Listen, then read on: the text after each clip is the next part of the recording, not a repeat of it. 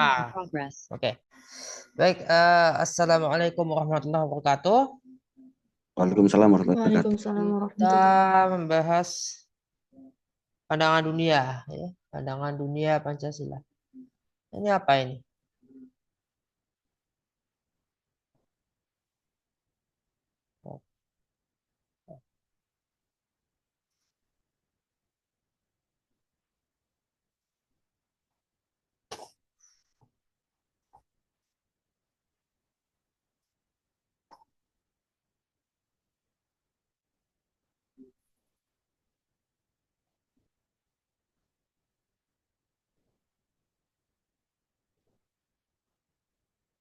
Oke.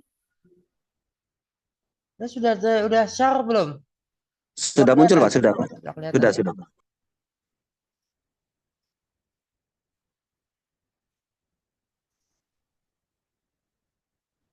Nah ini. Oke, kita bahas pandangan dunia Pancasila. Oke. Ini pandangan dunia kita sudah pernah membahas ini beberapa kali ya terkait apa itu pandangan dunia. Ya, Tri Ankara meletakkan filsafat di ranah teoritis dengan pandangan dunia itu di ranah empiris. Ya. Jadi pandangan dunia itu bagaimana manusia memandang realitas, semesta dan tujuan hidup. Yang berbeda dengan filsafat adalah pada fungsionalnya ya. Atau pada kedudukannya. Filsafat itu ketika bicara teori, karena memang yang dibahas adalah teori-teori dan kemudian menyusun teori ya sampai dengan itu. Sementara pandangan dunia itu bagaimana kita mempraktikkan itu. Lebih ke code of conduct ya, bagaimana kita melakukan. Kemudian ya kita tahu bahwa semua kelompok ya suku etnis ya agama ras golongan itu semua mencari kebahagiaan abadi yang sama. Nah ini satu pattern, satu pola ya manusia itu ingin menyelesaikan masalah dan menghentikan penderitaan. Pola yang sama. Nah peradaban Nusantara itu terbagi ada pra-indianisasi, pra-Hindu, pra-Hindu Buddha, agama-agama Nusantara asli Nusantara. Ya. Kita tahu agama-agama asli Nusantara itu. Nah, kemudian ada Indianisasi, Hindu Buddha masuk ya. Kemudian ada sinkretik Shiva Buddha, Shiva Buddhism ya. Sebetulnya sinkretisme Buddha itu ada di Asia Timur juga masih berlangsung dan sudah ada sejak lama ya. Dan kemudian menjadi bukan ciri khas Asia Tenggara tapi menjadi ciri khas wilayah Oriental secara umum. Ya, di RRC di Tiongkok, di Jepang itu orang beragama Buddha sekaligus beragama Shinto di Jepang atau beragama Konghucu sekaligus beragama Tao, maka tiga-tiganya. Dia Tao juga, dia Konghucu juga, dia Buddha juga sekaligus. Karena memang seperti itu. Nah, Shiva Buddha itu kira-kira seperti itu. Dia Hindu sekaligus Buddha. Jadi tidak Hindu yang politeis. Shiva atau Dewa Siwa di sini menjadi esa di situ. Makanya ada konsep Sang Hyang Widi dalam agama Hindu di Bali misalnya. Hindu Bali ada Hindu Kaharing apa yang di Dayak itu masyarakat Dayak di Borneo ya Kalimantan itu kan ada Hindunya juga. Kita memahami itu sebagai Hindu tapi ada unsur-unsur nasional unsur-unsur lokalnya. Begitu banyak unsur lokal. Kemudian Islam ya. Nah, ya sampai ada kolonialisme dan kekristenan.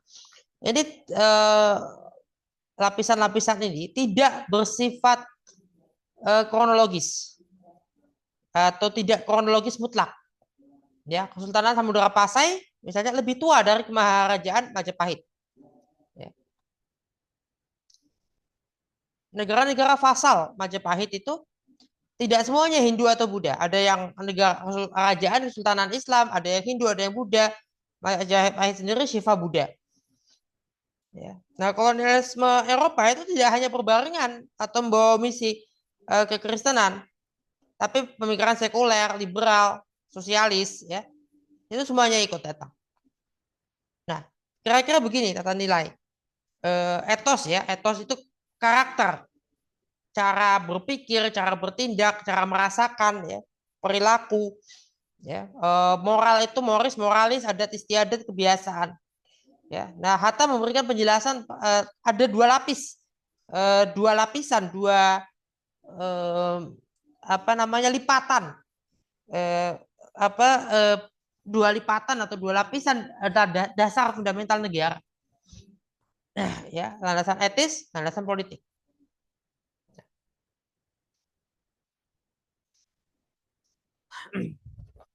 Begini ya, sosioreligiositas ya adalah religiusitas yang sosius, yang sosius itu kan teman ya, berteman, bersolidaritas, eh, ada unsur-unsur kesetaraan di situ, ada unsur-unsur apa kedekatan emosional di situ, ada unsur-unsur komunal di situ, ada unsur-unsur kesetiakawanan, solidaritas, unsur-unsur apa soliditas ya, solidan, kekompakan, kira-kira seperti itu. Nah, jadi masyarakatnya religius dalam keberagaman, pluralis, multikulturalis. Ya, kesalehan sosial plus kesalehan individual plus kemandirian moral. Ya, di mana nilai-nilai agama itu dimasukkan dalam ruang publik, bukan dalam bentuk simbol-simbol, tapi isinya atau intinya, yaitu substansinya. Nah, religiusitas yang koheren ya dengan nilai-nilai kebangsaan kemanusiaan. Implementasinya ya seperti misalnya agama Islam, agama Kristen dan sebagainya itu. Ya. Implementasi itu dalam masyarakat di dalam batang tubuh UUD NRI 1945 maupun di dalam peraturan perundang-undangan. Masyarakatnya sadar hukum, ya, sadar etika. Ini pilar-pilar karakter ya. Nah, Soekarno melihat ini dampak kolonialisme ini. Mentalitas inferior, ya, mental nerimo, ya tidak kritis, feudalisme bercokol lebih lama, ya. Misalnya melihat pekerjaan itu dari kacamata stratifikasi sosial, bukan dari fungsi sosial, bukan dari sistem sosial, tapi dari kacamata stratifikasi. Bahkan ini bukan pekerjaan, tapi bidang pekerjaan. Ya, mentalitas juga rasis ke bangsa sendiri. Misalnya kawin nikah dengan WNA dari Eropa, Arab, atau dari Asia Timur, kemudian dibilangnya atau dikatakan memperbaiki keturunan. Ya jelas salah. Satu, memperbaiki keturunan itu enggak dengan menikah atau kawin dengan orang mana, tapi memperbaiki keturunan itu dengan kita diet yang benar. Ya, pola makan, diet is pola makan ya, bukan diet, bukan nggak makan atau malas makan ya. Diet misalnya. Jadi dengan pola makan kita, pola hidup kita, pola tidurnya, pola ya itu kita disebut memperbaiki keturunan tuh ya dengan cara itu, bukan dengan kawin-mawin. Ya, itu juga beranggapan dengan demikian bahwa ras atau bangsa kita ini nggak bagus atau nggak baik, harus diperbaiki. Emangnya kenapa kalau kita misalnya warna kulit atau misalnya penampilan kita ada salah di mana? Ya. Sedangkan ayatnya jelas kita diciptakan ya sebaik-baiknya tampilan, sebaik-baiknya ciptaan. Nah itu. Jadi pemerintah kolonial itu kan bergantung pada feudalisme di Nusantara sendiri, sehingga melihat itu kemudian mentalitas bangsa kita dimanfaatkan. Nah itu revolusi mental adalah perubahan nilai, perubahan keyakinan, pola pikir, ya, tingkah laku yang kemudian perubahan budaya, ya, menuju kepada integritas, ya, etos kerja, ya, membentuk ya masyarakat yang solid, ya, masyarakat yang punya solidaritas sosial, solidaritas nasional, sadar pada persaudaraan universal. Itu yang kira-kira terkait dengan pandangan dunia Pancasila.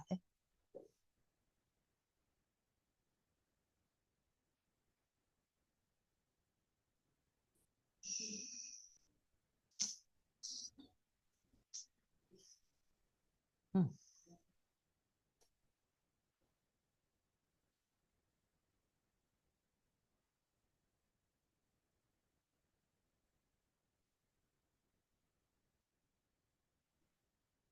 Silakan kalau ada yang mau menyampaikan tanggapan terlebih dahulu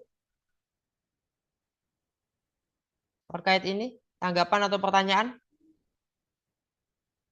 sebelum kita lanjut.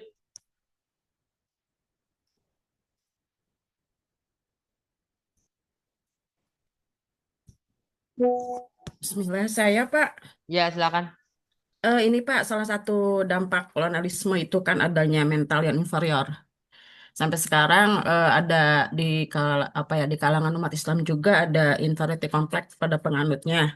Apakah itu memang termasuk salah satu dampak dari kolonialisme, Pak? Ya, inferiority complex itu apa aja coba contohnya? Misalnya pakai simbol-simbol eh, apa ya, muslimah yang pakai jilbab itu ada rasa minder yang teramat sangat, kemudian mengaplikasikan ajaran-ajaran Islam dalam kehidupan sehari-hari karena takut dikatakan eh, ketinggalan zaman lah atau apa Pak gitu. Itu Ya. termasuk dampak dari kolonialisme bukan sih Pak? Iya, salah satunya gini ya. Eh, perlu diingat bahwa eh, salah satu produk kolonialisme adalah orientalisme. Ya. Kaum orientalis ini yang berdosa terhadap ya kemunduran pola pikir di kalangan sebagian dan antara lain umat Islam. Di Asia Tenggara, umat Islam dan umat Hindu, umat Buddha, juga masyarakat agama-agama lokal itu banyak berritual, banyak melakukan ritual, banyak melakukan apa istilahnya tuh eh, perayaan, peringatan, kemudian eh, mereka kerjanya lebih santai, tapi bukan tidak produktif, ya, bukan tidak produktif. Nah, lantas kemudian diciptakanlah mitos pribumi malas, ya, malas karena dikit-dikit itu kalau sholat zikirnya itu panjang. Coba kira-kira Iran itu segitu mandirinya sebuah negara, itu kalau zikir panjang nggak? Habis sholat misalnya. Orang orang Syiah itu kalau zikir panjang nggak? Lebih panjang mana zikir dan doanya kalau setelah yang sholat itu kalau apa dalam tradisi Syiah dengan tradisi Sunni? Lebih panjang tradisi Syiah itu lebih panjang doa-doanya. Doa-doanya lebih banyak. Kemudian perayaan-perayaan atau ritual-ritual lebih banyak karena kan terutama kalau imamiyah 12 imam itu kan 12-12-nya ada hari kelahirannya, ada hari kematiannya. Itu diperingati di hauli apa ada haulnya. Ada peringatannya, ada ritual apa ya apa dalam bentuk-bentuk zikir ya, zikir doa gitu ya. Kemudian ya, eh, diucapkannya hadis hadis Ghadir Hum itu juga dirayakan. Ya. Ini sesuatu yang banyak ritual di situ. Nah, itu masyarakat Eropa kolonial melihat ritual-ritual ya, ritualitas orang-orang Asia Asia Tenggara, orang-orang Asia Selatan, orang-orang dunia Islam masyarakat India, masyarakat Tiongkok itu dianggap sebagai ritualitas-ritualitas yang begitu banyak, yang sedemikian banyak dianggap dikira sebagai kemalasan. Ini yang menjadikan kemudian akhirnya kita sendiri jadi agak ragu untuk melakukan diskursus keagamaan di internal kita. Berbeda dengan wilayah Timur Tengah Arab ya, dunia Arab. Dunia Arab hari ini ya, yang termasuk yang terarabkan, Afrika Utara, daerah Syam, Irak, Turki. Turki malah sudah setengah Eropa, sudah sangat Eropa. Arab ini ya, Arab Teluk ya, atau Arab Semenanjung Arab ya, Jazirah Arab. Lima sub daerah ini di situ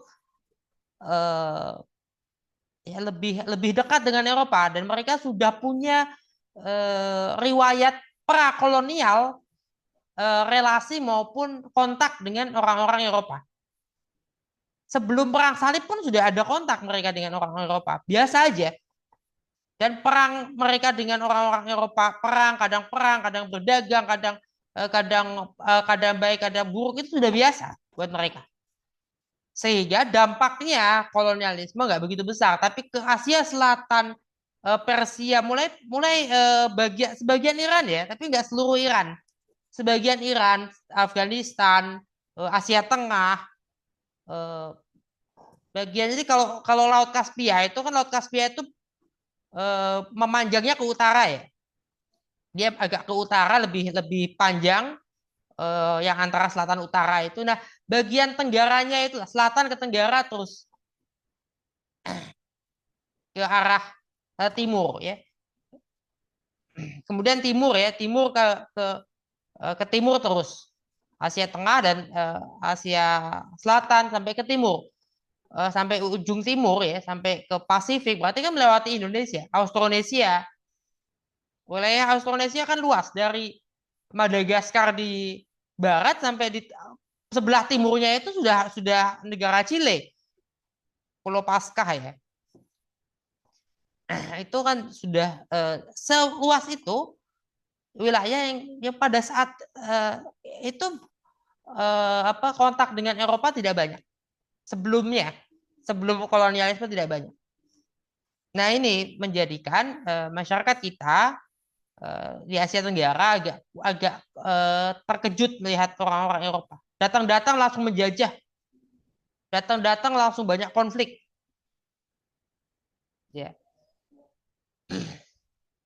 Dan majoritinya nggak baik hubungannya. Panjang sejarah. Dan mentalitas inferior ini tercipta karena itu. Kira-kira gitu. Ya, terbentuk.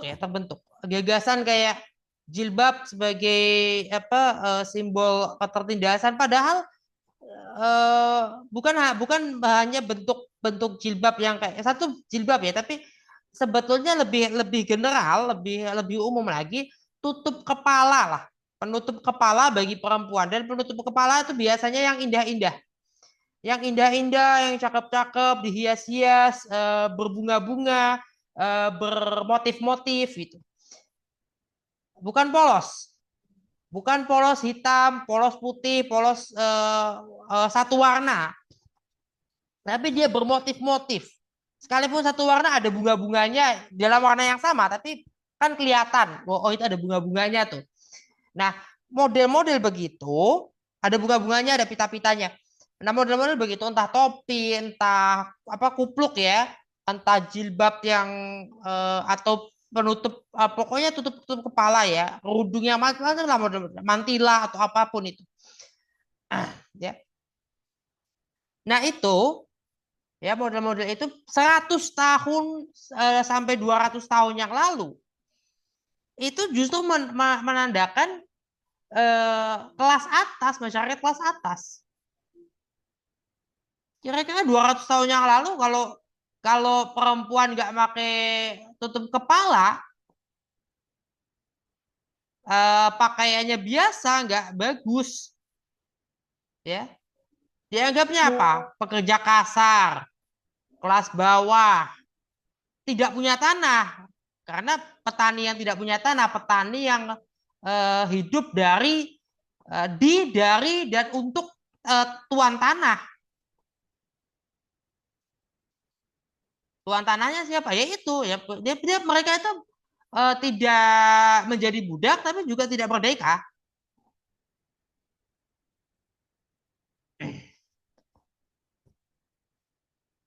Ya itu.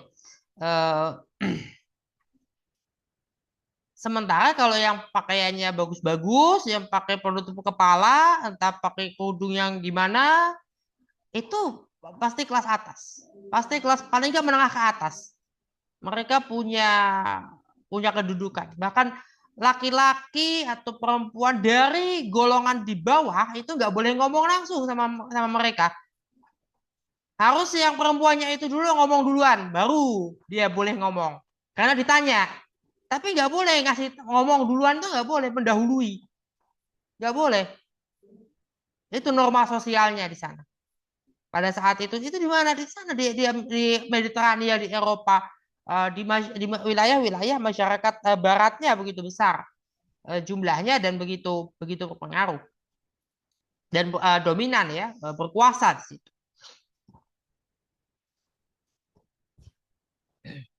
Dan barat itu termasuk Arab, Turki, Persia.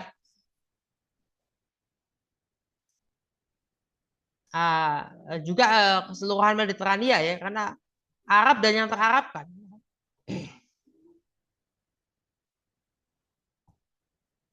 Nah itu.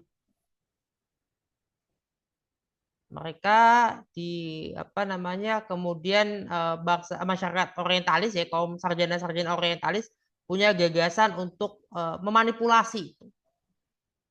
Mereka kan ngomong gitu kemana? Arahnya ke bukan ke Arab, bukan. Arahnya itu bukan ke Arab. Coba aja lihat korban-korban awal dulu itu. Afrika Sub-Sahara, kemudian sebagian Persia, sebagian Iran ya. Afghanistan, Pakistan, ya anak benua, India dan seterusnya. Itu korban-korbannya. Sudah jelas atau gimana? Ya Pak, udah inilah ada gambaran gitu sampai ini ada jelas. Terima kasih Pak Ya, atas ya. penjelasannya. Ada lagi? Ini ada yang Pak Husni mana ya? Belum kelihatan. Izin ya? Belum ada konfirmasi, Pak. Ini nggak menghubungi saya. Ini saya sudah ini kan ya, kita sudah merekam kan? Nah, oke.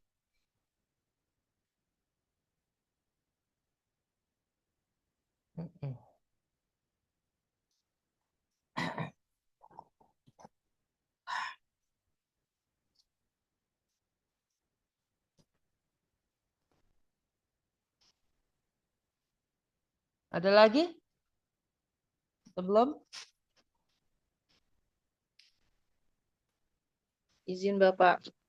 Ya, silakan. Jadi untuk apa tadi dampak kolonialisme itu secara tidak langsung hampir dialami ya Pak ya. Karena kayak misalnya sekarang kan tadi apa yang memperbaiki keturunan ya. Ya, Produk-produk skincare sekarang kan pemutih banyak untuk terus kayak artis-artis juga kan bagaimana dioperasi pipinya biar tirus, biar mancung hidungnya. Berarti itu maksudnya secara tidak sadar ternyata hampir tidak pandang pendidikan ya Pak ya. Jadi walaupun pendidikan tinggi pun tetap bisa kena dampak ini.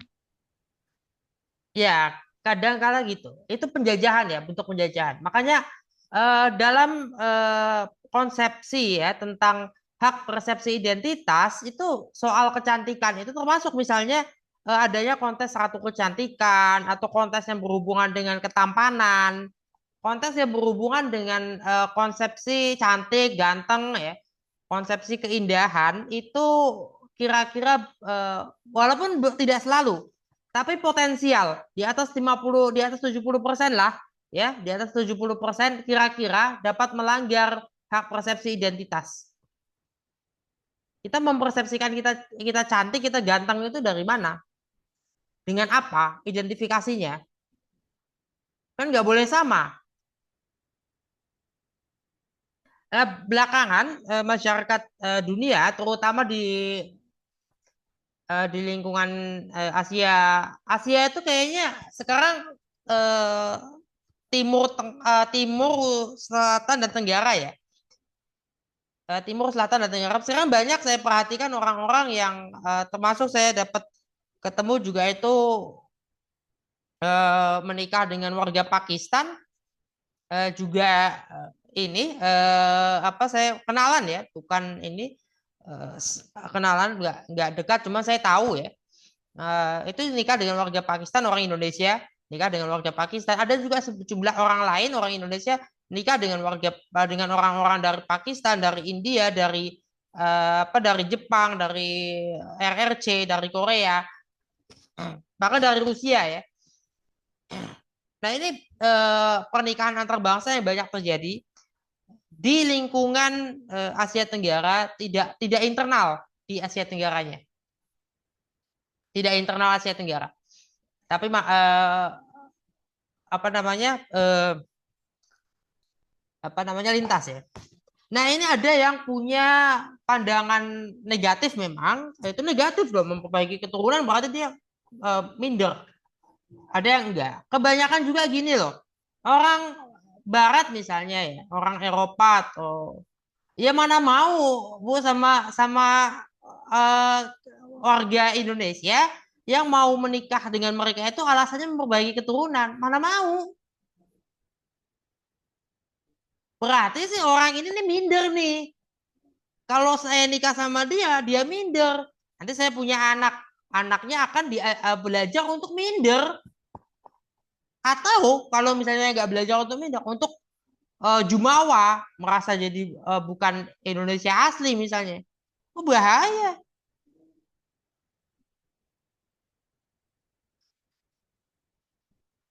Eh, Produk kecantikan ya, itu di kita ya, mungkin ini juga karena masyarakat Indonesia kan sudah warna kulitnya sudah begitu ya. Dan kayaknya secara untuk kesehatan kulit ya, eh, apa namanya, apa sih kalau bahasa, kalau di Eropa itu ada yang kebalik memang. Kira-kira kalau kita tuh dia untuk skincare-nya itu kalau kita kan putih ya, mau ke putih itu, mau lebih terang. Kalau mereka itu menggelapkan itu loh, tanner. Jadi lebih tan, lebih lebih coklat, lebih kecoklatan. Kenapa? Karena mereka sulit untuk mendapatkan warna coklat itu, nggak bisa. Mereka berjemur itu yang ada bukan bukan coklat murni tapi bintik-bintik. Kalau ketika ini kan musim panas tuh mereka berjemur gitu, sunbathing, hasilnya apa? Jadi ya mereka kulitnya berubah kayak kita. Enggak, kulit mereka itu hanya memperlihatkan bentuk bintik-bintik aja. Coklat, nggak coklat lagi, kemerahan. Nggak bisa mereka untuk jadi ini. Melanin atau melanin ya, dalam pigmen kulit kita, utamanya melanin itu fungsinya melindungi kita dari panas matahari. Ya, fungsinya melindungi. Jadi semakin hitam kita itu semakin terlindung dari sinar UV ya, dari radiasi sinar matahari. Mereka tuh kena radiasi matahari itu lebih cepat kebakar. Jadi ya matahari itu radiasi ya. Matahari itu sama kayak nuklir. Matahari sama kayak nuklir. Sama kayak ya zat-zat nuklir ya. Sama. Kira-kira begitu. Jadi membakar dan apa ya, ya membakar ya, sangat membakar itu. Ultraviolet itu kan sangat membakar. Kalau kita tidak punya ya melanin dalam kulit kita nggak terlindung. Silakan. Iya, Pak, ini kan terkait pergeseran budaya yang terjadi di Eropa juga terkhusus kan di dunia. Ini kan pergeseran ini kan diawali dari Eropa ya. Hmm. Seperti dulu itu Eropa itu pakaiannya memang tertutup gitu. Mulai ada tren apa namanya mini skirt tuh. Itu rok mini itu kan ada di tahun sekitar 19-an itu. Hampir mau ke abad 20-an. Dan respon pertama masyarakat Eropa melihat itu kan kayak apa namanya juga satu hal yang baru gitu. Seperti mereka melihatnya seperti aneh.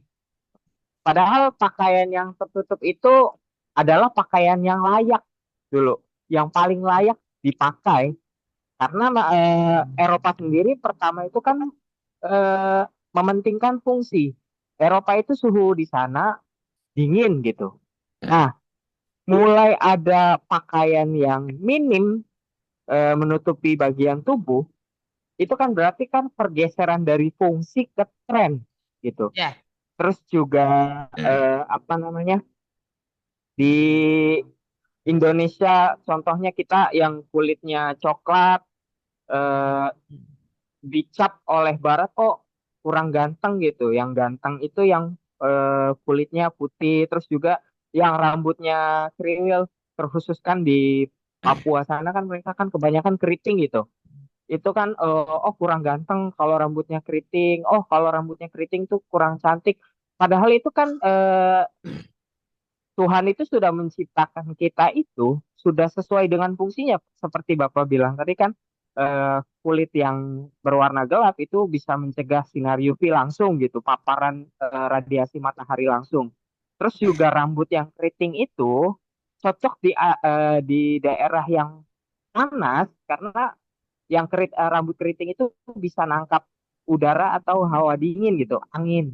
Jadi angin itu terjebak di rambut itu sampailah bisa kulit kepala kita tetap dingin dan terlindungi. Sedangkan masyarakat Eropa yang klinis kebanyakan memang di sana nggak panas gitu, nggak langsung kena paparan matahari. Nah, ini kan berarti kan pergeseran dari fungsi ke tren gitu. Nah, ini Oke. yang mempengaruhi ini apa ini, Pak? Oke. Ya, yang mempengaruhi adalah tentu antara lain ini ya, antara lain ya kolonialisme tadi. Kolonialisme, rasisme. eh Kalau kita melihat tokoh-tokoh seperti Blumenbach, Linnaeus ya, mereka kan membagi-bagi manusia. Darwin nggak begitu ya, nggak sejahat itu Darwin. Tidak membagi-bagi manusia. Darwin tidak membagi-bagi manusia ke dalam kelompok-kelompok. Tapi sejumlah sarjana Barat membagi manusia ke dalam kelompok-kelompok. Itu satu. Kedua, istilah kulit putih atau white ya, white people itu baru ada 1600-an. Mana ada sebelumnya? Nggak ada. Itu istilah baru, white people. Mana ada white people? Apa itu white people? Kalau orang Eropa dari abad 15 ya 1400-an atau dari abad ke-8 misalnya tahun 700-an didatangkan ditelah apa namanya time travel ke masa kini dengar istilah white people itu bingung gitu. Apa itu white people? Mana ada white people? Maksudnya manusia kulitnya kayak kertas gitu, putih putih kertas gitu, putih putih mutiara gitu, nggak ada warna sama sekali, putih kayak kain ihram gitu.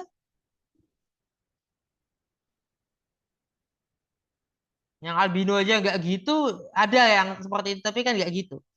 Nah ini itu juga istilah dari sana, dari barat apa dari baru sendiri, barat sendiri yang baru kemudian di kemudian hari melakukan pembagian semacam itu. Pembagian itu eh, jelas tidak ilmiah, itu pseudo scientific. Satu hal yang baru kemudian disadari. Soal tadi melanin itu melindungi kulit dari sinar UV, itu kan baru belakangan orang tahu. Baru belakangan, dulu enggak gitu. Orang dulu nggak tahu itu. Orang dulu mengira bahwa mereka itu bagus dengan kulit putihnya itu. Kenapa? Karena pertama gini, mereka menjajah wilayah baru yang warganya, masyarakatnya, warna kulitnya itu spektrum kulitnya itu lebih jauh dari mereka.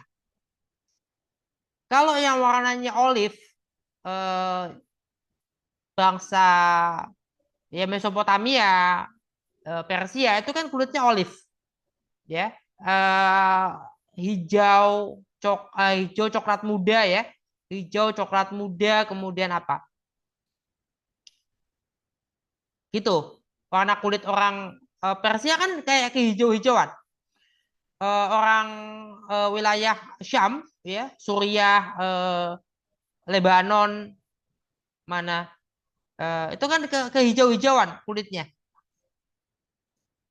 warna olive ya, warna mereka kan agak kehijau-hijauan. Tapi apa namanya cenderung lebih terang dari kita. Di antara kita, di antara masyarakat Asia Tenggara, banyak juga yang warna kulitnya sebenarnya kehijau-hijauan, pengaruh dari Indo-Arya, ya. Nah, masyarakat Indo-Arya itu itulah yang awal-awal mula menjadi raja-raja Nusantara sebelum eh, kayaknya sebelum Sriwijaya deh. Kira-kira sebelum Sriwijaya lah. Jadi kerajaan-kerajaan awal di Asia Tenggara itu hampir semua raja dan ratu adalah dari ras Indo-Arya, bukan Dravida. Tapi Dravida datang duluan ya. Bangsa Dravida atau ras Dravida itu datang duluan. Bahkan ketika Sriwijaya hadir itu yang kembali dari Taiwan itu sudah ada. Jadi nenek moyang kita sudah sampai Taiwan, sudah sampai Asia, China, Tiongkok Selatan ya. Sudah sampai wilayah Tiongkok Selatan Tenggara ke arah timurnya Tiongkok, itu pantai timur Tiongkok. Kembali lagi lewat Taiwan ya, membawa bahasa diantaranya, bawa oleh-oleh lah dari Taiwan. Oleh-oleh bahasa, oleh-oleh apa. Nah, itu kembali itu ketika mereka kembali itu sudah ada ya sudah ada ras Dravida di situ. Tapi belum ada raja-raja Indo-Arya yang menjadi raja di sini. Baru kemudian raja-raja Indo-Arya itu datang sebagai raja. Mereka jadi raja. Mungkin kita nggak tahu real cerita aslinya seperti apa. Karena kalau kita melihat misalnya dari prasasti-prasasti yang ada di abad keempat, abad kelima, sampai abad keenam itu mereka hanya menyebutkan ini ada raja, ada raja, ada raja. Kan nggak tahu mereka mulanya dari mana. Gimana caranya bisa datang ke situ? Dan kok bisa datang ke situ jadi raja itu gimana caranya? Mereka kan pendatang. Itu kan ras Dravida. Bukan kasta loh, itu ras.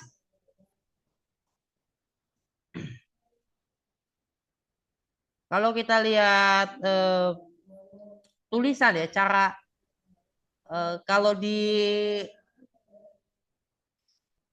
Batak Toba itu kan aksara ya, tapi kalau Mandailing kan surat Mandailing itu kira-kira menyerupai dengan sejumlah aksara atau apa ya cara writing system di wilayah India Utara, di utara dari dari anak benua India ya, pegunungan Himalaya selatan pegunungan Himalaya itu ditemukan itu. Tulisannya kira-kira mirip-mirip dengan tulisan kita di Mandailing, di Toba. Siapa yang ke IGD? Ya semoga cepat sehat kembali, bisa beraktivitas. Iya Pak, yang menjadi menarik ini juga saya ingin dalami lagi nih Pak.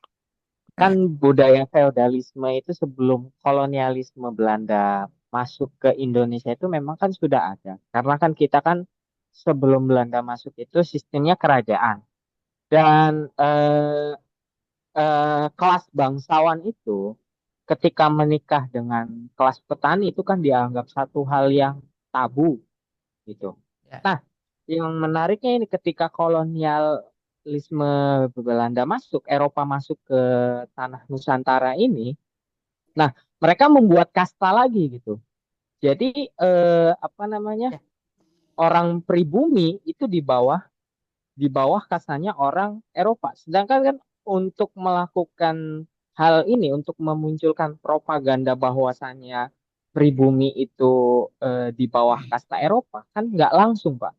Karena kan kita kan tuan tanah atas tanah kita sendiri, Hmm. begitu. Nah, muncul propaganda pertama kalinya ini dan kok bisa diterima oleh masyarakat kita bahkan dari bangsawan kita sendiri gitu. Apakah Nah, memang untuk melanggengkan kekuasaan kolonialisme itu sendiri atau memang untuk melanggengkan budaya apa namanya kekuasaan si raja sendiri? ya karena pada saat itu banyak raja-raja korup ya. Kemudian ya, setelah Sultan Agung. Sultan Agung sendiri tidak sempurna. Kita mengakui Sultan Agung sebagai salah satu sultan yang besar di Jawa juga memang tidak sempurna. Itu satu. Kedua, eh, kira-kira Majapahit itu runtuh menjelang kedatangan Portugal. Portugal datang duluan. Karena Portugal itu,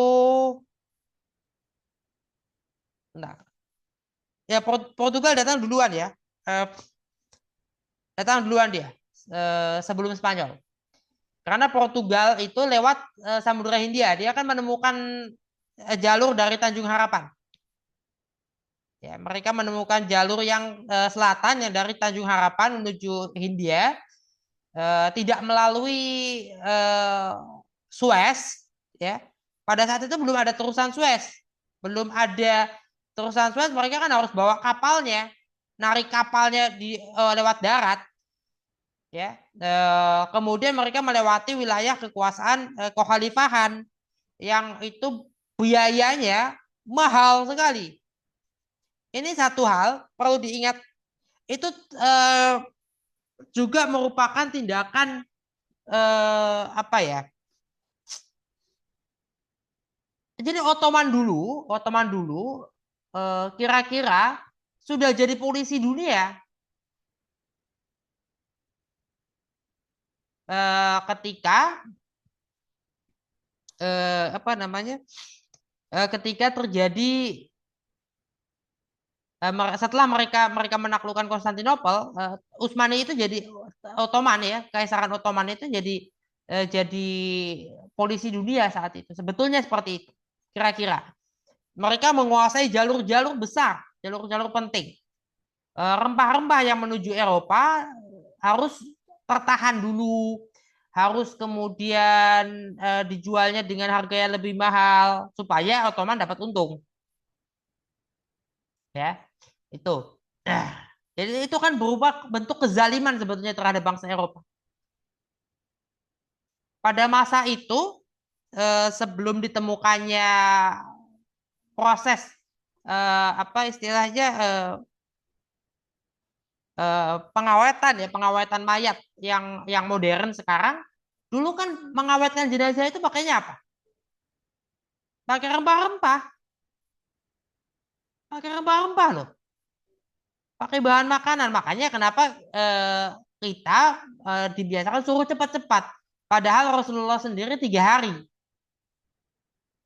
Jadi cepat-cepatnya penguburan itu bukan berhubungan dengan apa, tapi lebih ke urusan teknis sebetulnya. Karena kalau enggak kan sayang, harus diawetkan. Ketika diawetkan di balsam harus pakai rempah-rempah. Boros bahan makanan, adanya di wilayah di India, di sebelah timurnya India. Kan rempah-rempah yang dipakai itu dari mana cuy? Sebelah timur Sungai Indus terus sampai sampai melampaui Sungai Gangga sampai kepulauan India itu. Yang dikenal Mahabharata. Mahabharata itu ya India besar, Greater India, Mahabharata. Maha itu kan besar. Bharata itu barat India. Barat pakai BH ya. BH. Itu Bharata itu India. Jadi Greater India. Jadi ketika Indonesia atau Asia Tenggara disebut India Timur, memang iya India Timur, India. Itu kan samudranya apa namanya? Samudra India. India Timur.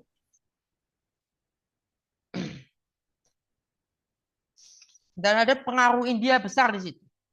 Dan itu wilayah juga sama dengan wilayah India dalam arti juga merupakan wilayah penghasil rempah-rempah. Bahkan lebih kaya dari India aslinya. Ini yang kemudian sebagian sarjana kita kan ingin memperlihatkan, menunjukkan ada keunggulan wilayah Asia Tenggara, khususnya kepulauan terhadap wilayah India yang pusatnya, yaitu wilayah Sungai Indus atau anak benua ya, barat. Nah itu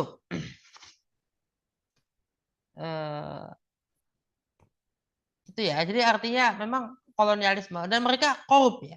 Mereka korup. Raja-raja dulu korup juga. Mereka ingin melanggengkan kuasa dia.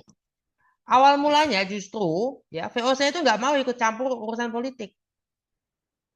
Tapi Amangkurat ya misalnya kan ada pemberontakan Suropati. Untung Suropati, Trunojoyo, Untung Suropati itu kan berontak. Berontaknya sama Sultan Amangkurat. Berontaknya sama raja-raja Jawa. Imam Bonjol juga pemberontak. Jadi gini, perang Padri itu bukan perang Padri. Perang Padri itu nggak ngelawan Belanda aslinya, tapi melawan pemerintah yang sah. Nah, pemerintah yang sah minta tolongnya sama Belanda. Orang Padri ini mau minta tolong sama siapa? Mereka dicap organisasi teroris. Nggak ada yang mau nolong. Usmani nggak mau nolong. Itu kan mereka koalisinya sama golongannya Ibnu Abdul Wahab, golongannya Ibnu Saud. Ibnu Abdul Wahab ini dua keluarga, satu golongan yang itu memberontak juga ke Turki Utsmani. Jadi kalau Imam Bonjol dan kawan-kawan mau minta tolong sama Utsmani nggak akan ditolong karena dia berpihak sama Wahabiyah, ya Wahabiyah yang baru ya, Wahabiyah yang muda. Karena ada dua Wahabiyah ya, yang pertama itu memang Khawaris, yang kedua adalah yang sedikit menyempal lah dari Sunni. Tapi masih Sunni ya, karena kalau kita lihat pemerintahan Saudi hari ini kan Sunni, Ahlus Sunnah wal Jamaah ya. Tetap menggunakan itu walaupun lebih lebih tekstual ya. Nah itu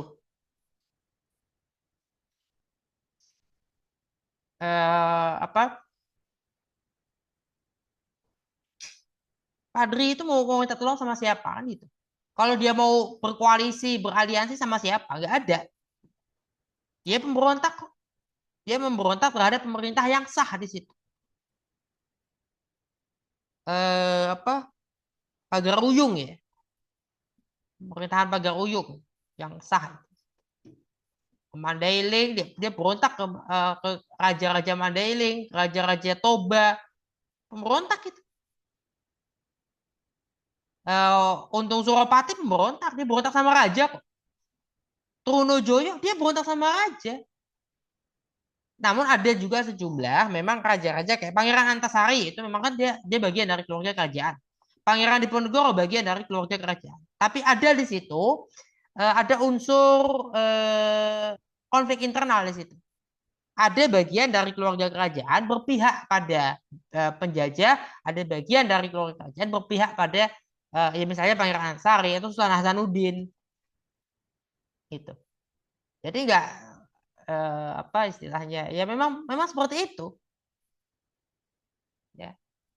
Memang seperti itu kondisinya. Jadi mereka memanfaatkan situasi, memanfaatkan perpecahan yang ada. Di Afrika sama juga begitu juga. Kenapa perbudakan begitu masif terhadap bangsa Afrika kok bisa terlaksana kayaknya dengan mudahnya. Ingat ya, orang Eropa ke Afrika itu nggak ketemu sama nggak ketemu sama orang-orang Afrika tinggal di hutan. Mereka ketemu dengan raja-raja yang di situ, yang melawan orang-orang yang tinggalnya di pemukiman, perkampungan, bukan hutan belantara, bukan mereka tinggal di sabana dan stepa, enggak. Manusia kok tinggal di sabana dan stepa. Mereka punya perkampungan di situ. Nah, kampung-kampung jadi orang-orang kampung beda suku, beda apa kan mereka perang kadang. Nah, itu dimanfaatkan.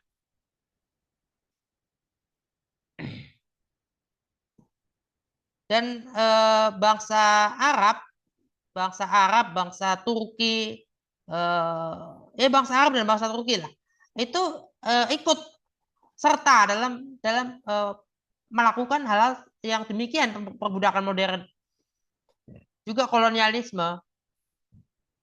Nah, cuman di Asia Tenggara, di Asia Selatan kan tidak, ya, karena bangsa Arabnya juga punya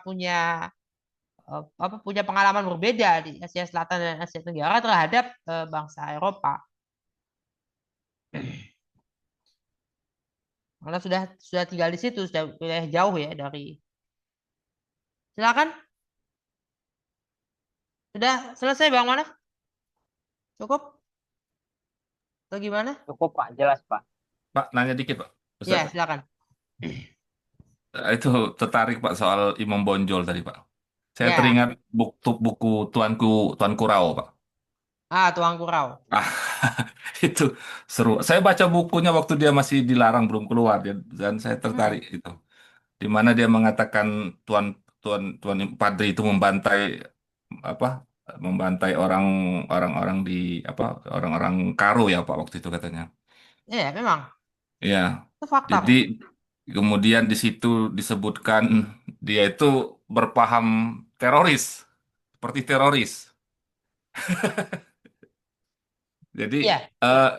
tapi ada banyak ahli yang bahkan Buya Hamka itu mengatakan dia seperti menghayal sebetulnya. Jadi kalau pandangan Bapak tentang buku itu gimana Pak? Saya sendiri menemukan dalam data dokumen yang saya punya ya. Setidaknya ada 2 orang yang dipanggil dengan Tuan Kurau. Dan ada juga Tuan Kurau-Rau. 2, double. Kayaknya berbeda antara Tuan Kurau-Rau, bukan pasti kayaknya kemungkinan besar kalau Rau-Rau ini sudah bukan Tuan Kurau itu. Tapi ada 2 nama kira-kira yang sama Tuan Kurau. Jadi setidaknya ada 2 atau 3 orang berbeda. Nah, gini, fakta di lapangan, saya orang yang bisa dikatakan kita nggak bisa menolak fakta, ya, fakta sejarah bahwa memang kenyataannya Perang Padri itu adalah aslinya kerajaan Pagaruyung dan koalisinya itu kan orang-orang adat. Orang Mandailing di situ kemungkinan sepemahaman saya sudah ada sebagian yang memeluk Islam. Sudah ada sebagian yang memeluk Islam, masyarakat Mandailing, masyarakat Tangkola, Simalungun, Karo, Pak Gayo, ya. Sementara orang Aceh kan Aceh asli kita kan orang Gayo, bukan Aceh Arab Cina India Arab Cina Eropa Hindia. Jadi kalau ada ada suku Aceh itu kan sebetulnya bukan ini ya, ini kan debatable ya. Suku Aceh itu bukan suku asli, itu malah pendatang semua. Karena penyebutan Aceh itu Arab Cina Eropa Hindia itu memang benar-benar hasil dari itu. sementara yang tadi Gayo, Karo, Pakpak, sampai terus ke selatan sampai Mandailing, sebagian Minang itu adalah orang-orang yang memang penduduk asli. Kira-kira sampai dengan Majapahit berdiri, pada saat Majapahit berdiri, kalau yang tinggal di pegunungan Sumatera ya, di pegunungan itu hampir dipastikan masih hunter-gatherer, masih berburu dan mengumpulkan. Hunter itu kan mayoritasnya laki-laki ya.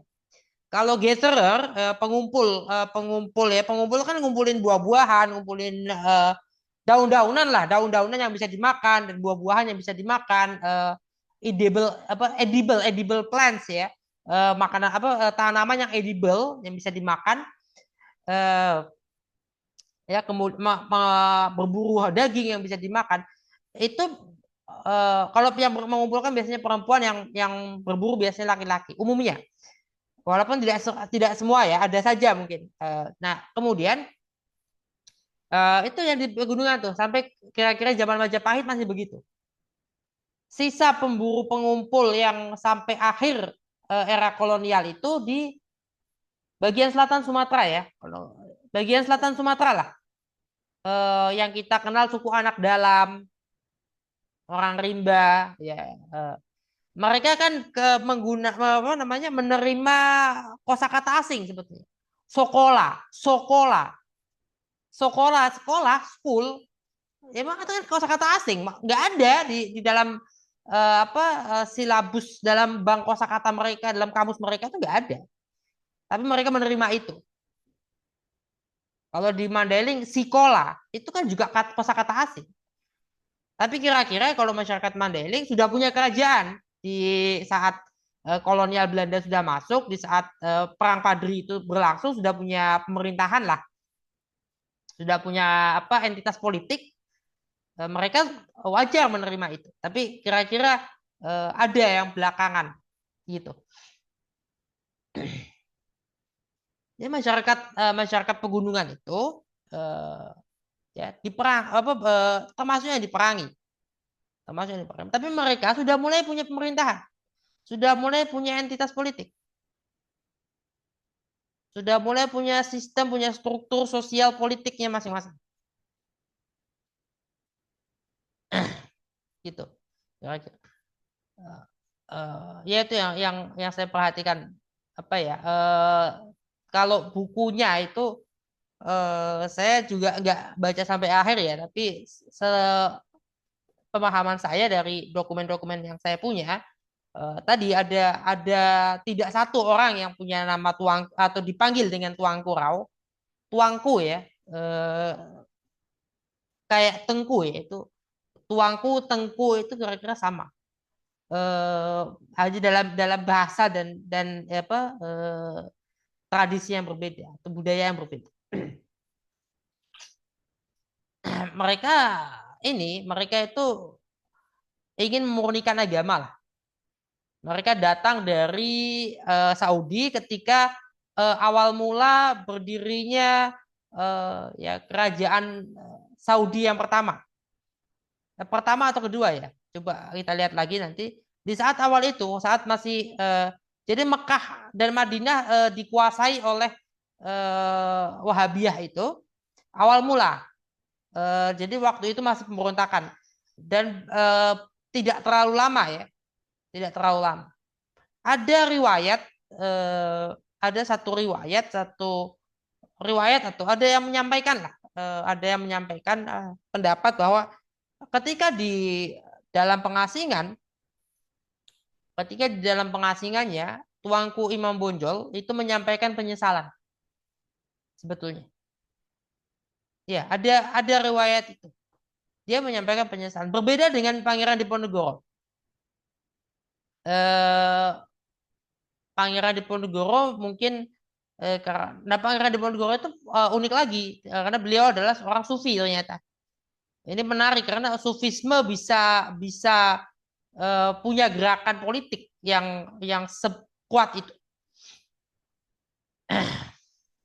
Perang Padri dengan perang Jawa itu, perang Padri itu nggak begitu ini dibanding perang Jawa.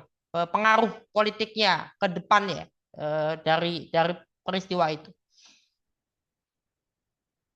Tapi satu hal juga, sejarah itu kan dia bisa menjadi cerita masa lalu. Sejarah sebetulnya fakta yang terjadi di masa lalu. Itu pengertian atau fungsional ya. Definisi yang fungsional lah. Sejarah itu memang peristiwa yang ada di masa lalu. Tapi sejarah juga menjadi cerita tentang masa lalu. Ada narasi di situ. Bayangkan kalau misalnya dalam perang saudara di Amerika Serikat ternyata Confederate menang, ternyata konfederasinya menang, ceritanya akan berubah kan? Cerita yang sampai ke telinga kita hari ini boleh beda kan? Akan beda ya? Akan beda. That's all. Jadi sejarah memang ditulis oleh para pemenang atau dikuasai oleh para pemenang. Hari ini misalnya bahasa-bahasa bahasa Itali, Prancis, Spanyol, Portugis, mana lagi yang deket-deket lah ya.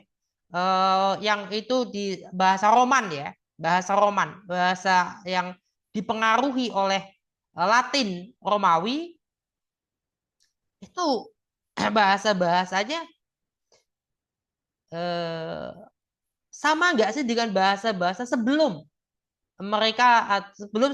Iberia, semenanjung Iberia ditaklukkan oleh Romawi kuno. Masyarakat Iberia sebelum Romawi kuno punya bahasa sendiri. Masyarakat Mesir sebelum kerajaan-kerajaan berikutnya, coba bayangkan para Firaun dinasti ke dinasti itu, ya ada sih ada yang kembali ke ini ya, ke bangsa Nubian. Tapi mereka itu umumnya adalah bukan Nubian, orang asing.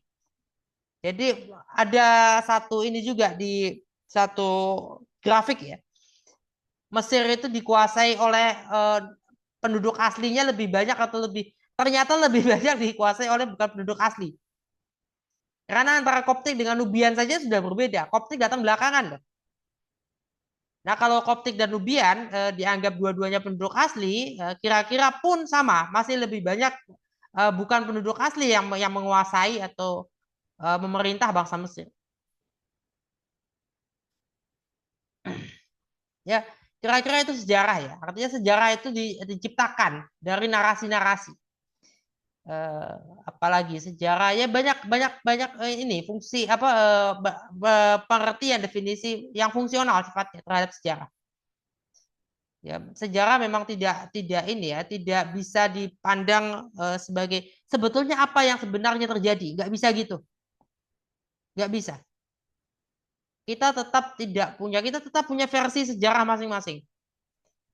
Di sini di Cirebon sejak saya datang wilayah sekitar ini saja sudah ada sejumlah ya 2 atau 3 versi sejarah sekitar yang saya sempat dengar. Ya, sudah 2 atau 3 versi orang bicara sama saya sejarah wilayah ini, sejarah sekitar tempat kampus ISIF ini. Itu bisa dibayangkan baru 2 tahun saya sudah mendengar 3 versi. Gimana kalau 10 tahun dan yang lain-lain? Ya kan banyak versi sejarah seperti itu. Gimana Pak Husni? Iya, Pak. Eh, Pak, ya kalau Bapak bilang sejarah itu ditulis siapa yang berkuasa ya, Pak. Ya, betul, Pak. Saya eh, terkait kayak perjuangan di Palembang kan dikatakan Palembang kayak eh, Belanda kayak menekan Kesultanan Palembang waktu itu, Pak. Hmm. Tapi saya lihat ternyata Kesultanan Palembang itu ada 8 kali dia buat kontrak dagang sama orang kolonial. Jadi saya bingung kalau memang kolonial menekan dia, tapi ada 8 kali kontrak dagang ini gimana nih selisihnya ini kan? Jadi kayaknya ada miss all dagang tuh. Jadi miss all dagang, ya Pak. Kayaknya Palembang itu ini ya, Palembang itu nggak termasuk ya kalau kayak Kesultanan Jogja ya, itu Jogja atau yang bekas Mataram lah, bekas Mataram Islam itu kan mereka kontraknya besar ya, panjang, pasal-pasal. Kalau nggak salah Palembang itu termasuk yang kontraknya singkat-singkat. Ya, Pak, per raja dia. Setiap raja ganti kontrak dia, Pak. Ya, artinya tidak selalu sama. Sebetulnya sih di Jogja juga ada perubahan itu, cuman mereka tidak melulu begitu. Artinya mereka itu bisa apa kayak yang dulu aja deh, pakai yang kemarin. Nah, itu salah satunya. Jadi mereka nggak berganti. Kalau itu kan Palembang termasuk karena singkat ya, singkat. Jadi satu raja pun bisa 2 kali mengadakan kontrak gitu. Artinya gini, fakta ya fakta. Saya ada tuh peta itu saya pernah baca juga ada di sejumlah publikasi ya. Peta Hindia Belanda yang menunjukkan kita sebetulnya kebanyakan tidak dijajah secara langsung, tapi melainkan negara-negara bukan vasal ya, bukan vasal, lebih tepatnya protektorat. Jadi negara yang ini dia. Negara yang adalah ya, nah, Slesvig-Holstein ya. Oh enggak, Palembang termasuk yang dikuasai langsung. 1930 ini ada di dalam Historical Dictionary of Indonesia. Saya sudah punya juga PDF-nya. Jadi Slesvig-Holstein atau yang dipimpin langsung oleh pribumi sebetulnya tidak dijajah ya. Mereka protektorat. Itu cukup besar, cukup luas. Cukup luas wilayah yang dipimpin langsung. Yang dipimpin oleh orang pribumi ya, tidak langsung. Slesvig-Holstein. Mereka tidak berkuasa, Belanda tidak berkuasa di situ. Nah, namun jangan salah, kayak misalnya kota Pontianak nih. Kota Pontianak adalah karena dia kota. Kota ya, artinya wali kota Pontianak tetap saja dari dulu juga sudah orang Belanda. Jadi gitu mereka. Jadi sultannya adalah orang asli, orang ya Sultan Pontianak, tapi wali kota Pontianak itu orang Belanda. Dan dia punya representasi lah. Representasi tapi kok namanya gubernur gitu. Gitu. Sementara memang kekuasaan di tangan Sultan Pontianak.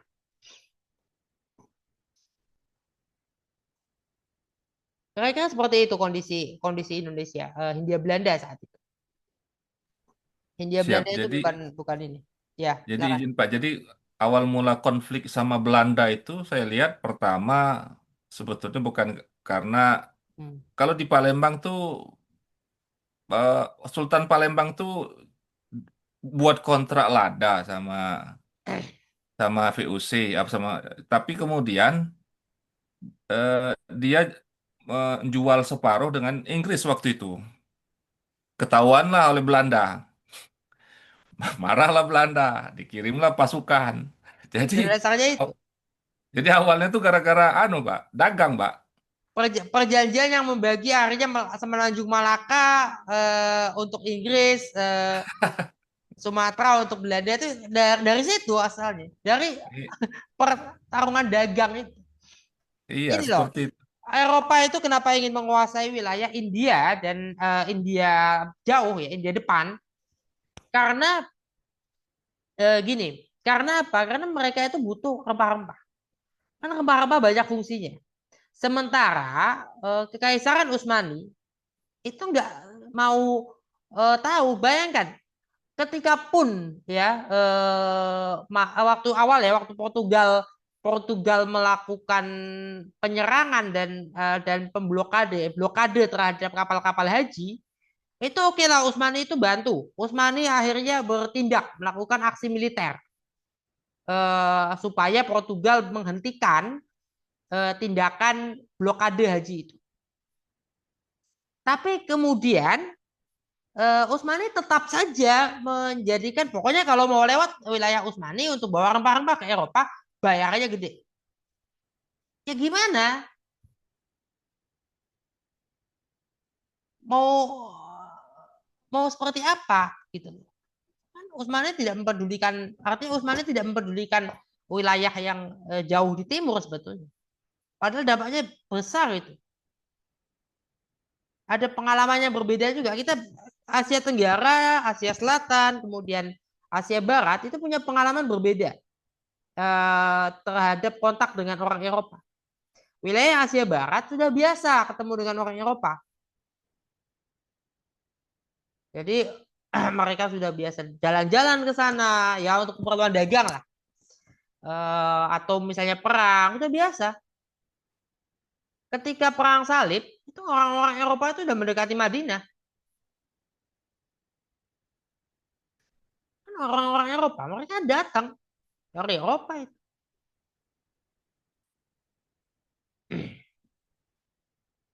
Jadi mereka sudah tahu gitu.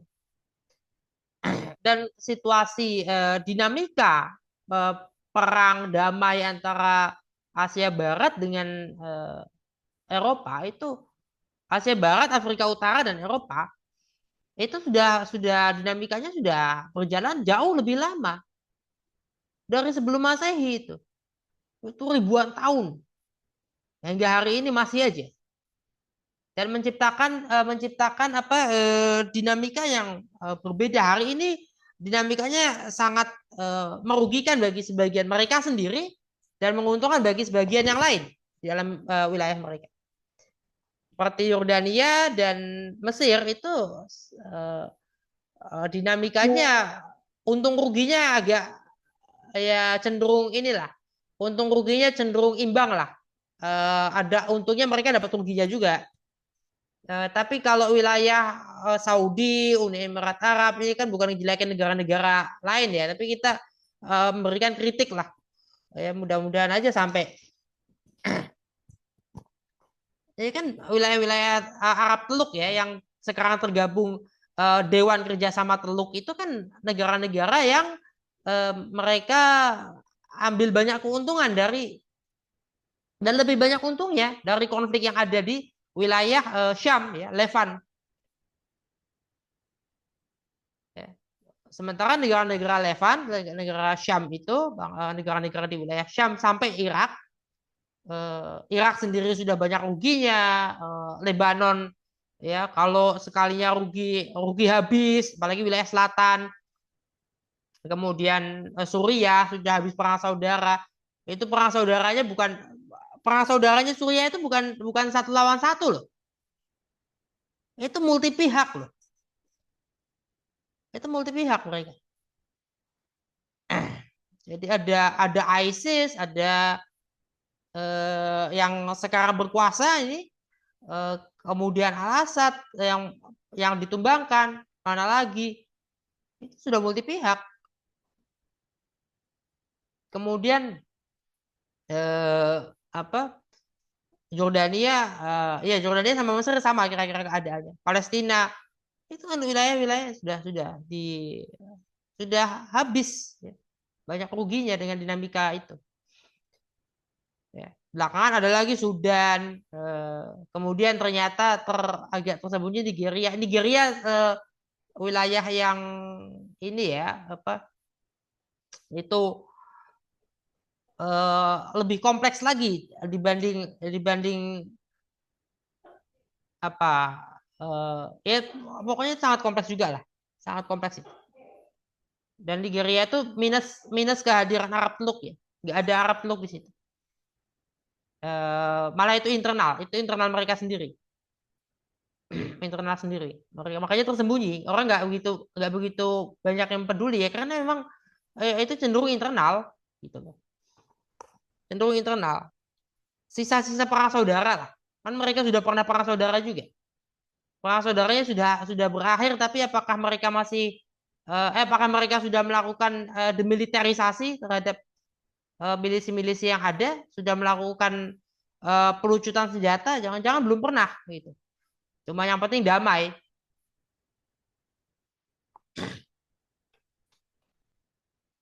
Jadi kira-kira itu penjajahan kan atau kolonialisme ya, itu hampir nggak ada lah penjajahan atau kolonialisme ya. Kalau wilayah yang ya nggak, kalau nggak ada orang dalamnya yang mendukung, yang mendukung juga kan sadar nggak sadar, nggak tahu sadar apa enggak.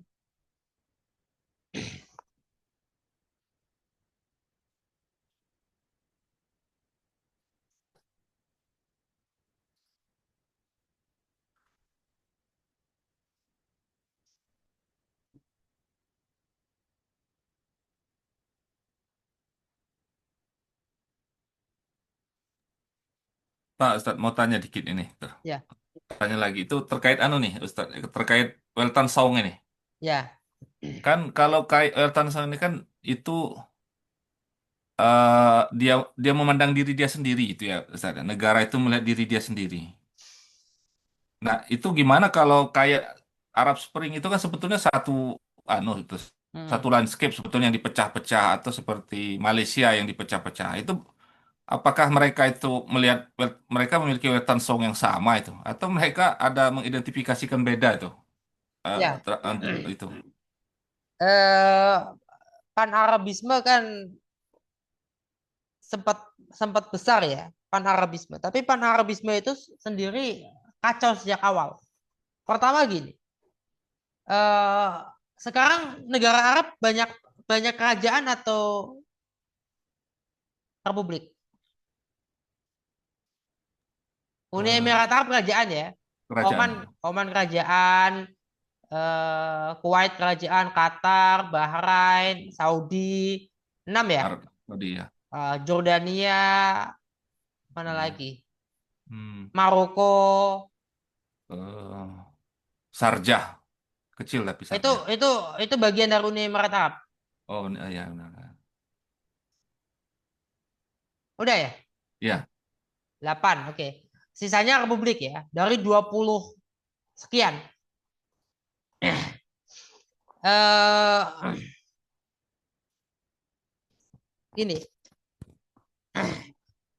Tapi mereka juga yang itu republik itu juga eh, ada macam-macam juga ininya, macam-macam juga dari apa solidaritas. Mereka asobiahnya lebih kuat, kira-kira gitu. Asobiah mereka lebih kuat. Bangsa Arab atau yang terarabkan itu asobiahnya kuat sekali. Mereka nggak seperti kita. Apalagi gini, itu terjadi kok di dalam masyarakat Quraisy dulu itu juga sama begitu. Itu juga sama. Kira-kira sama begitu juga. Kira-kira perhatikan masyarakat Bani Hashim dengan Bani Umayyah, ya. Itu kan berdua itu. Mereka tapi di dalam Bani Hashim dan di dalam Bani Umayyah juga ada macam-macam. Ada yang sangat kaya, sangat dominan di keduanya ya. Ada yang sangat kaya, sangat dominan secara ekonomi. Ada juga yang menengah ke bawah. Nah, termasuk keluarganya Rasul, keluarganya Nabi Muhammad itu masuk yang agak ke bawah. Tapi di antara golongan terpandang itu, karena mereka Bani Hashim dan Bani Umayyah tadi. Eh, Kalau yang kaya itu tidak melindungi atau tidak mau melindungi dari golongan yang lemahnya, yang agak kekurangan tadi, maka dari golongan yang agak lemah ini ya akan terbuang. Karena tadi dan itu kan individual atau ya satu rumah tangga lah gitulah, satu nuclear family ya, satu nuclear family. Karena ini extended ya. Bani Umayyah ini Bani Hashim satu satu extended ya. Satu extended family. Kalau ada satu nuclear family yang tidak dilindungi, maka udah dia nggak mendapatkan perlindungan dari yang payung besarnya, dia akan terbuang. Tapi mereka itu punya punya rasa tribalisme yang besar, cukup besar. Ya, asobianya cukup kuat mereka. Asobianya cukup kuat. Karena Umayyah versus Bani Hashim, Bani Umayyah versus Bani Hashim itu berlangsung sampai ya sampai sekarang bahkan residunya masih ada. Walaupun kita nggak tahu mana keturunan Bani Hashim, keturunan Bani Umayyah, tapi residunya masih ada.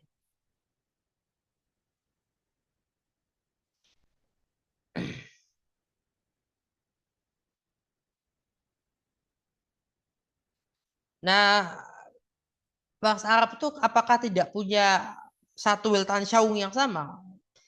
Saya sendiri nggak bisa membayangkan ya. Ketika Turki Utsmani itu kan multikultural ya. Dan Turki Utsmani itu kalau kita lihat gambaran-gambaran masyarakat mereka itu nggak jauh sama orang Romawi kuno. Sekalipun sudah abad ke-20, mereka nggak jauh dengan Romawi kuno. Mereka itu misalnya pakaian, jadi sukunya apa itu kelihatan dari pakaiannya. Dia bangsa apa kelihatan lah dari pakaiannya. Kelihatan dari pakaiannya dia itu dari mana. Jadi ini orang Tatar, ketahuan dari pakaiannya. Oh ini orang Arab, ketahuan dari pakaian. Ini orang Persia, ini Turki, ini orang Yunani, ini bajunya begitu. Ketahuan dari itu. Itu satu. Kedua, saya nggak bisa membayangkan juga gimana logikanya atau ya bagaimana penalaran orang-orang apa para penguasa, para pemerintah Turki Utsmani saat itu ketika Mesir tidak dipersenjatai dengan baik sampai ketika diserang oleh Napoleon habis seketika. Mereka sudah siap-siap pakai pedang, pakai panah, pakai pedang, pakai tombak, pakai panah, mau perang pakai berkuda. Tiba-tiba yang datang itu meriam, yang datang itu kavaleri. Ya kavaleri kuda ya, tapi kan kudanya bersenjata apa senjatanya itu?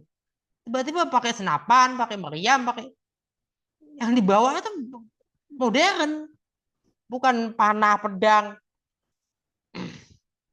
Ya kalah mereka. Kok bisa gitu loh? Pikirannya dari mana kalau itu terjadi? Dan itu nyata real terjadi. Itu tercatat dalam sejarah. Kemudian ini menarik ya, saya nggak tahu. Kalau ada satu film drama sejarah ya, karena drama sejarah dia bukan pelajaran sejarah. Tentu banyak miss-nya di situ karena terkait dengan penafsiran dari sang sutradara, imajinasi sutradara. Tapi kemudian ini loh yang menggambarkan. Jadi film tentang Sarah Baartman ya, yang orang Afrika Selatan, perempuan Afrika Selatan yang diperbudak dan dijadikan eksibisionis dipamerkan di Inggris, di Belanda, di Inggris dan di Perancis, berakhir di Perancis itu ada adegan awal itu sang profesor itu memberikan penjelasan tentang masyarakat Afrika itu pakai tengkorak mumi. Ya salah satu Firaun lah atau putri dari Firaun atau apa. Tapi pakai mumi itu, para mumi. Ada satu pendapat juga saya pernah dengar, saya pernah baca itu mumi di sana pada saat itu tidak dihormati.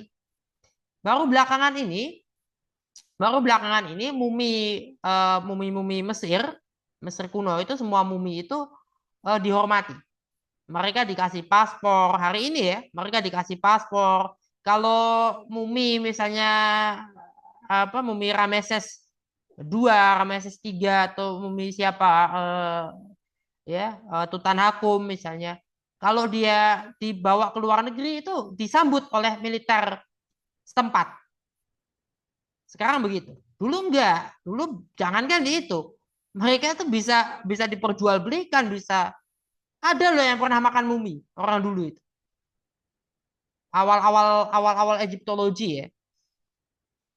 Sampai kayak gitu. Dan itulah kondisinya. Kenapa bisa seperti itu? Karena mereka nggak punya apa? Belum punya satu gambaran tentang diri mereka, identifikasi. Dan hari ini sepertinya bangsa Arab juga nggak punya satu pan-Arabisme. Habis. Bentar. Mereka habis karena situasi ya, situasi politiknya, tribalismenya yang luar biasa. Mereka kan berontak dari Utsmani, bukan dari Utsmani, tapi kan karena Utsmani sendiri. Kenapa Utsmaninya seperti itu? Kalau mereka terjaga, barangkali nggak akan kayak gini jadinya. Gimana, Pak Husni? Siap, iya Pak. Eh, jadi kayak kan kalau saya lihat di Malaysia kan, mereka tuh kan sama Pak, kayaknya tuh identitasnya itu sebetulnya satu, tapi dipecah-pecah oleh, Hmm. tapi maksud saya dalam kerajaan-kerajaannya itu. Nah, ketika Weltan Songnya itu sama kan Pak, itu dia ada bahaya disintegrasi nggak itu Pak ya? Nah, Malaysia itu sebetulnya Malaysia ada ya. Malaysia kan tidak semuanya kerajaan ya. Ada yang republik ya. Iya, Sarawak dan iya, Sabah. iya, Sarawak dan iya. Sabah itu salah satunya republik. Salah duanya dari republik. Ini republik. Sarawak itu wilayah dikuasai oleh dia punya dinasti tersendiri. Awalnya kerajaan yang orang Inggris datang ke Sarawak buat kerajaannya sendiri di situ. Kemudian mereka buat kerajaan sendiri, mereka akhirnya ikut dalam Federasi Malaysia kemudian. Sabah juga begitu. Brunei ditawari nggak mau. Singapura itu awalnya sudah mau karena ada banyak kekacauan, banyak kerusakan, banyak konflik lah di Singapura itu. Yang internal sebetulnya sifatnya. Singapura itu dianggap tidak kondusif, dianggap tidak bisa mengatur diri sendiri gitu. Justru itu yang membuat mereka diusir dari Malaysia. Jadi ada negara yang tidak memisahkan diri tapi dipisah. Kalau Brunei itu pilihan, mereka nggak mau. Brunei itu nggak mau karena ya ada alasannya. Mereka tuh nggak mau karena mereka nggak mau nggak mau jadi negara bagian, maunya merdeka. Nah itu luar biasa ya. Malaysia itu federalismenya kuat ya untuk saat ini lah paling nggak. Dan Malaysia punya mirip-mirip sama Indonesia. Malaysia punya identitas. Malaysia punya identitas Melayu itu. Identitas Melayu itu menjadi identitas besar buat mereka. Bumi Putra. Sebetulnya Melayu itu yang dimaksud Bumi Putra ya. Mereka menggunakan itu ada alasannya, ada alasan ilmiah di situ. Karena kepulauan Asia Tenggara, memang disebut sebagai Kepulauan Melayu. Jadi ada nama-nama ya. Kepulauan Melayu, Malay Archipelago. Itu Malay Archipelago itu termasuk Filipina, termasuk Indonesia, Hindia Belanda saat itu. Malaysia termasuk Brunei itu. Itu Malay Archipelago. Kemudian juga Indonesia ya. Indonesia itu sebagai satu region. Jadi termasuk Filipina, termasuk Malaysia di situ. Indonesia atau Indies ya, East Indies. Kenapa Indies? Kenapa jamak itu? Karena memang jamak itu kan jamak pulau-pulau kan, sehingga jamak menggunakan bentuknya bentuk jamak plural.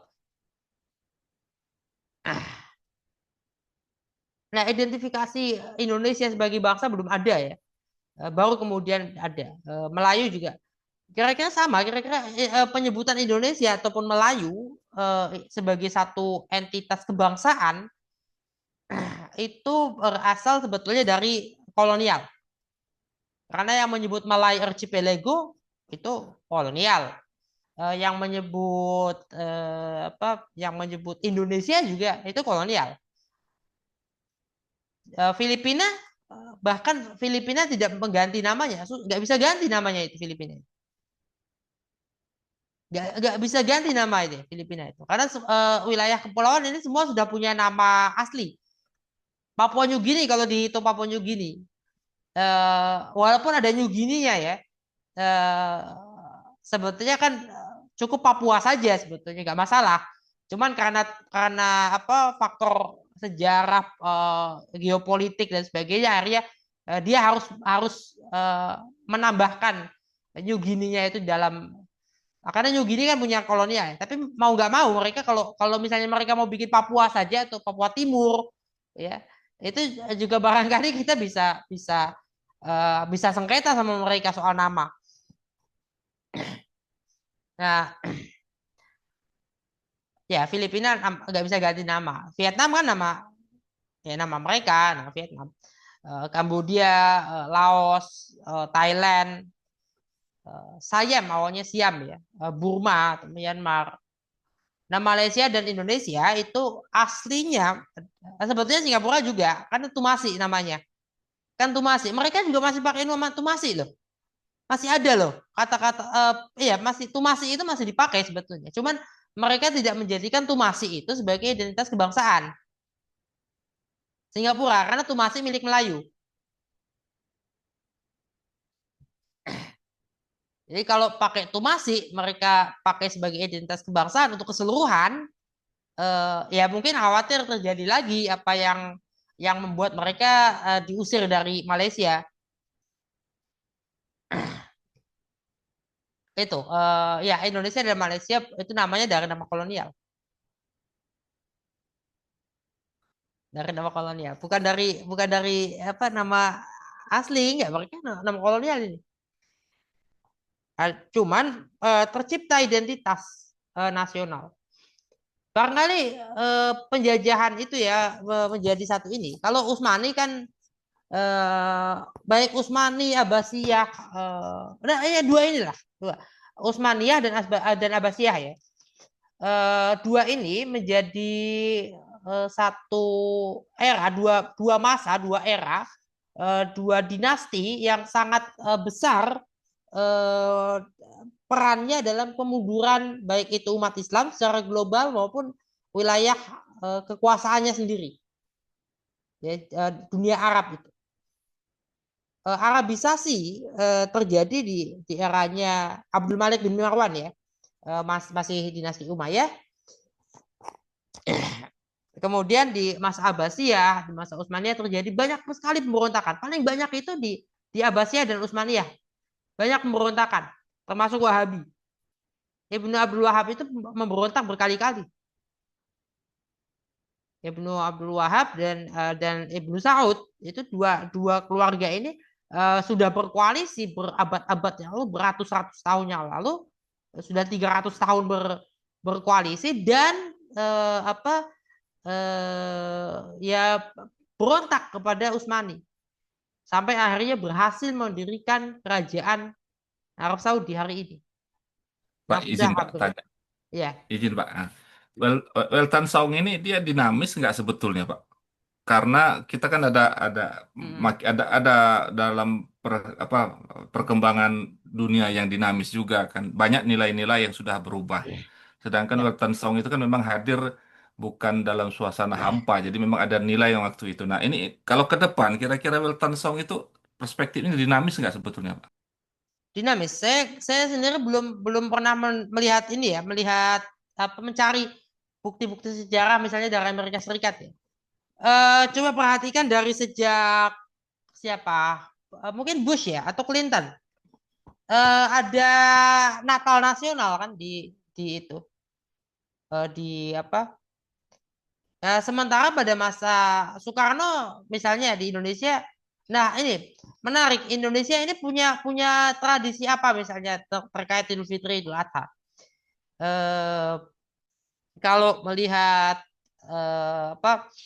Idul Fitri, Idul Adha, ya Natal misalnya. Ini belakangan ada Natal bersama kayaknya Natal bersama kembali ya ada. Dulu kan sepertinya pernah ada juga. Kemudian Idul Fitri, Idul Adha misalnya presiden harus gimana? Sebetulnya itu model-model kayak gitu bagian ya, bagian dari perubahan sebetulnya. Nah itu, ini bagian dari praktiknya, secara praktis ini perubahan. Kok bisa negara yang katanya sekuler, Amerika Serikat mengaku sekuler loh. Dalam amandemen pertama ada sekularisme itu, real, diperintahkan. Tapi ada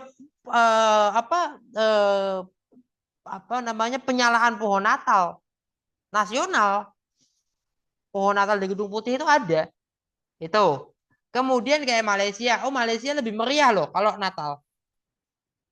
Ini menarik, Malaysia itu sangat dengan simbol-simbol Islam ya, dengan simbol-simbol syariah, syariat Islam itu sangat-sangat luar biasa kuat lah. Tapi kalau Natal mereka lebih meriah loh. Di KL itu lebih meriah Natal dibanding di Jakarta. Serius, ini. Atau misalnya Imlek, Imlek kan di Malaysia, di Singapura itu lebih meriah daripada di Jakarta.